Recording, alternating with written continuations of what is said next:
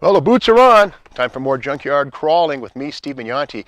When you see a white, Spinnaker white Chrysler 300 like this, it's not just a Cordova. These are actually, well, one of Chrysler's last rear-wheel drive true muscle cars. Now, while the Aspen RT and the Volare Roadrunner could be how a slant six is and two-barrel carburetors, every single one of these made, about 3,800, had something very special under the hood.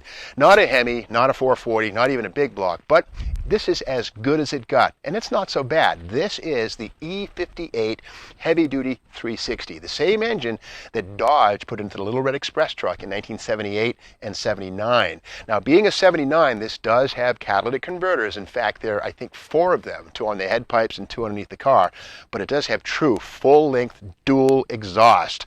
And I remember as a kid in 1979, I would have been about 15 years old, I guess, seeing these on the road and saying, wait, dual exhaust? No way. And yes, these all have factory dual exhaust. And yes, the Spinnaker white paint is specific to these cars, although a handful were done in red, I've seen.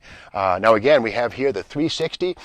These are externally balanced. You know, generally these came along in 1971 as a smog engine, but as the 70s progressed, they more and more found their way into high performance applications. The peak of it probably would have been 1974 with the CUDA 360. Yeah, they made them. At that point, I think they had 220 horse, something like that. Maybe 240, I think it was. But this is 195 net horsepower. And the beauty of all of these cars is they all have a 9.25-inch rear axle, big ring gear, with a 3:23:1. Kind of a high performance ratio. That was standard equipment. About half of them, about 15 or 1600, would have had the Sure Grip differential. But again, if you see a Spinnaker white Chrysler with pinstripes in blue and red, you've stumbled onto a 79 300 with the E58 360 engine. And one way to know for sure that it is an E58 is to look here on the trim tag. It's going to be kind of a stretch, but right there, we'll get in there.